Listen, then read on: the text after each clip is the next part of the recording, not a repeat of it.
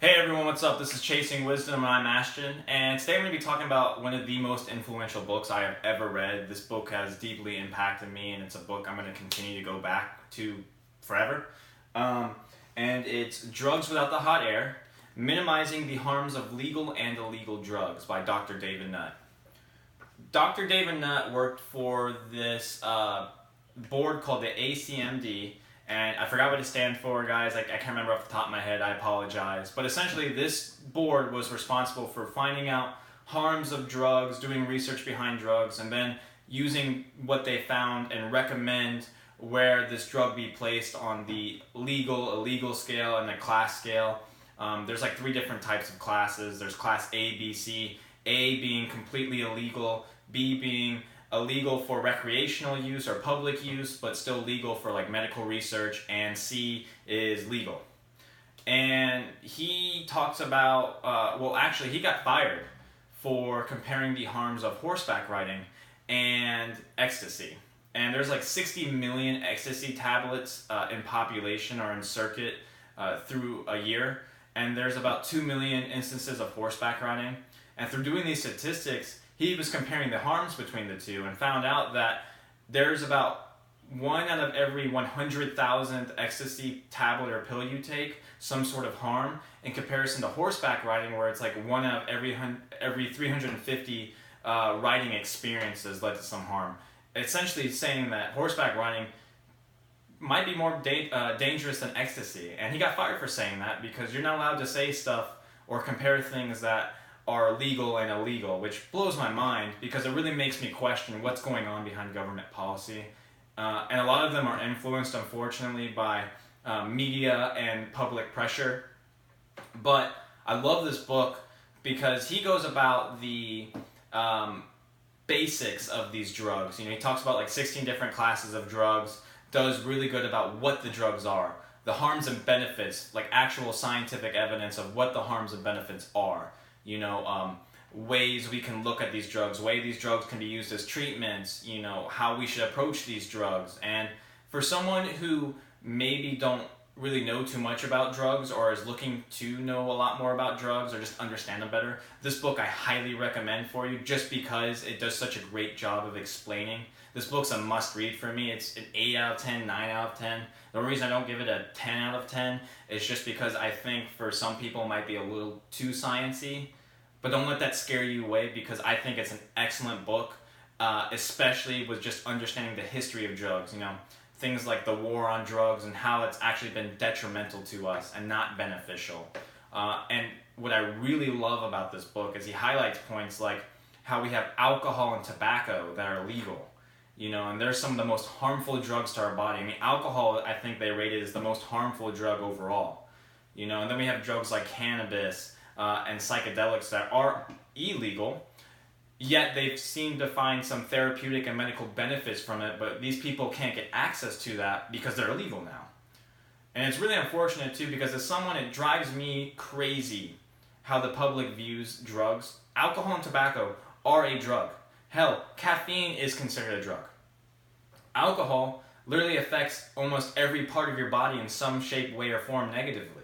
You know, like tobacco, for instance, kind of stays within certain regions, such as like the lungs, let's just say. Painkillers will stay within certain regions, such as like pain receptors in the brain. But alcohol literally affects just about everything.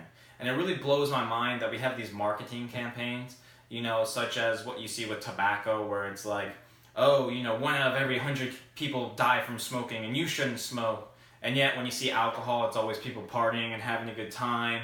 Or it'll be like, you know, drink responsibly, or drive responsibly. And, you know, they downplay the fact that addiction's a real thing. And alcohol really has some of the most impact on us economically as well. And he explains that in the book. And he does like a chapter for almost each type of drug, which I find awesome, just because he talks about how the drug is consumed, how it's evolved, you know, the processes that go along with it, the history, the harms and benefits, you know, what we do know, what we speculate, and what we don't know. It's very honest, and I love that.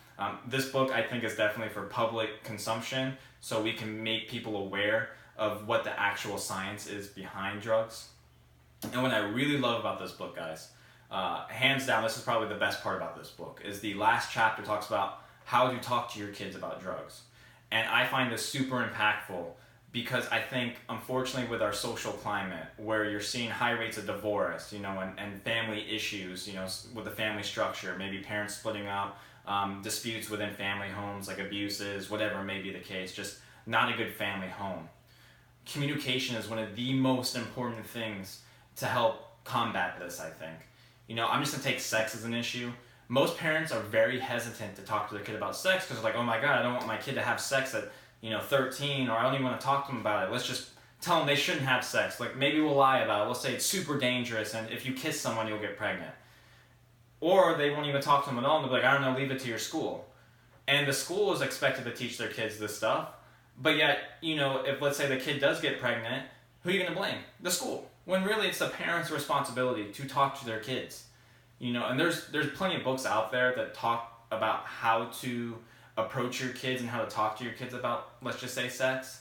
And it really just is unfortunate because not only are you teaching your kids that they can't confide with you about certain matters, but they may even be hesitant to come talk to you because you may be very disapproving of it, especially if there is something going on. Like, maybe, let's say your daughter is pregnant and you're just going to automatically, abandon her. But that's the person you raised. That's someone you love. And you're going to abandon them almost just because they made a mistake, because they weren't taught anything better, because you didn't teach them anything better. I'm not necessarily blaming the parents either, because it is hard to talk about these issues, but come on, guys. You have kids. You guys have gone through a lot of harder shit in life, that it's not going to be that hard to talk to your kids about something that you experienced yourself. We like to sit here and reprimand kids for having sex at a young age or having hormones. When I was 13, you were 13, and you had the same hormones. Come on now, Blows my mind. I'm sorry for the little rant. But I love how he talks about ways we can talk to our kids about drugs, Tell them never inject stuff, never inhale stuff. If you are going to take drugs, do the research behind it. Understand the risk. Understand the reason why you're taking drugs. And he outlines like 11 reasons, and I found it super beneficial and impactful, and I highly recommend you read this book. I'm going to leave a link below in the description of this book, and hopefully you guys will go check it out. I don't know if he's been on any podcast. I'll do some research on that, and I'll put those in the link as well. Comment down below too what your guys' thought process on the current state of drugs, whether you think they should be legalized or our approach to them, maybe your own experiences, such as how you were taught about drugs, or your thoughts on drugs, or maybe ways you wish you taught your kids about drugs or didn't teach your kids about drugs, or maybe ways you wish you weren't taught about. Anyway, I just want to thank you again for taking the time for choosing this channel. I'm really grateful, guys. I know there's so many channels out there to choose from, and the fact that you chose mine just makes me so happy. And I look forward to seeing you guys again.